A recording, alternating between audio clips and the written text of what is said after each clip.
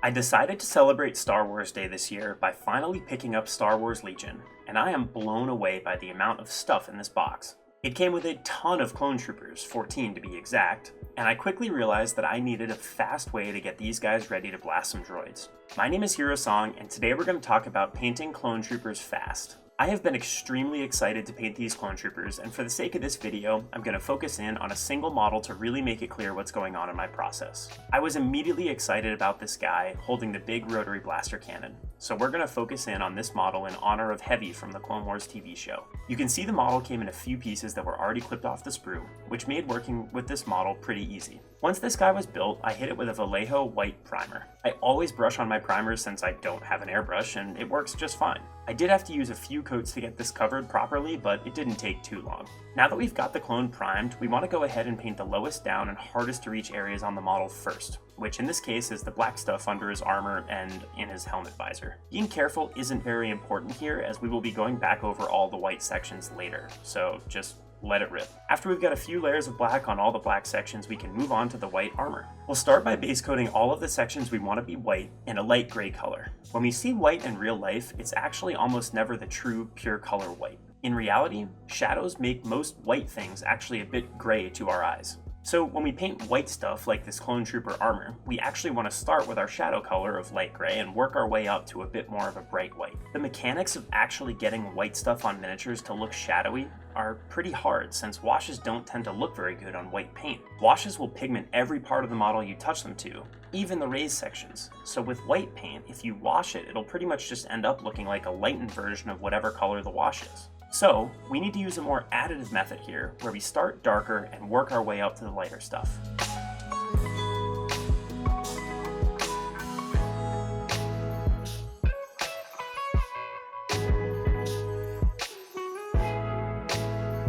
Once we're done with the light gray coat, we can take this opportunity to clean up our black sections and make sure the lines are crisp. Make sure to slightly water down your black paint when doing this, and it'll make it flow up to the edges a lot easier. Now comes the part where we actually want to turn the gray to white.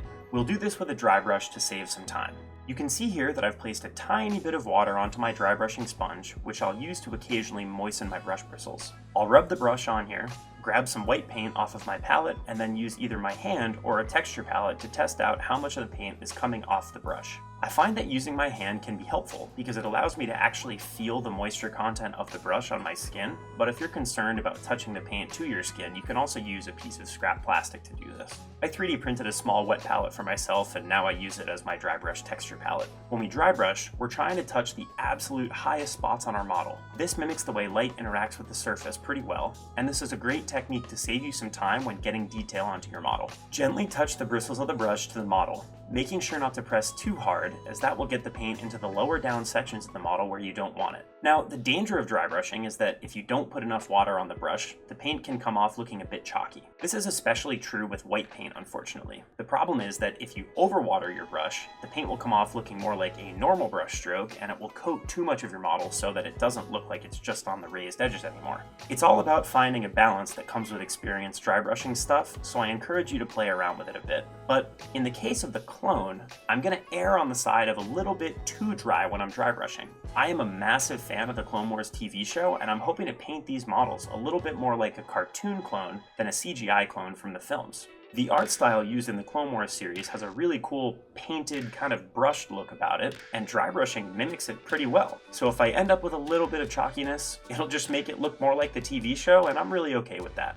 After we've dry brushed the model, we want to go back in and do a little bit more cleanup. It's pretty hard to keep the white entirely from hitting the black parts of the model, so we want to go in and clean those up. Now's a good time to also take care of the things on the armor that were raised up that should be black as well, like for example the characteristic line here on the helmet. If we make any mistakes while painting the raised stuff during this process, we can touch them up with a little bit of gray paint covered with a touch of watered down white paint. Surprisingly enough, that's pretty much it for the actual armor itself. This is a pretty fast technique and it works really well. If we wanted to go in and add one of the awesome paint jobs we see on clone armor in the show, we could definitely do that now. At plan to make a separate video about how to do this for a few different legions, so definitely stay tuned and check back in on my channel for that. And also let me know in the comments if there's a particular legion you think I should do. But in the meantime, all that's left now is to base this guy up. I painted the base, but then decided that this guy deserved a little bit more texture. So I used a basalt basing bit that I got from Epic Basing and glued that on. Now we're also going to disappoint Anakin Skywalker here and use a little bit of sand for the base. He is correct on one account though when he says that sand gets everywhere, so I'll coat the base with glue and then place the model in a small box before dumping the sand onto it. That way it doesn't go all over my desk.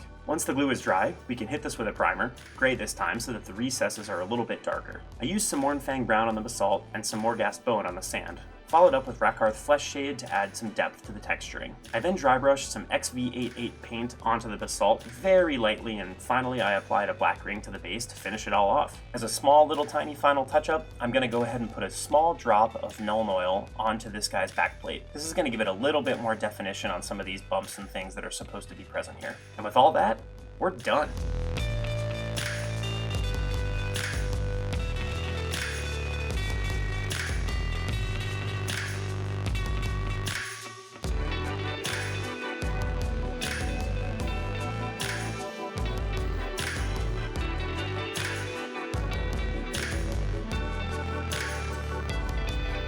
Thank you very much for watching, I really appreciate it. I plan to do a lot more of these painting Clone Trooper videos in the near future, so please keep your eyes out for that. Also, if you're enjoying these videos, please do let me know with a like or a comment. It really encourages me to keep going. My name is Hiro Song, and I'll see you next time. Bye-bye!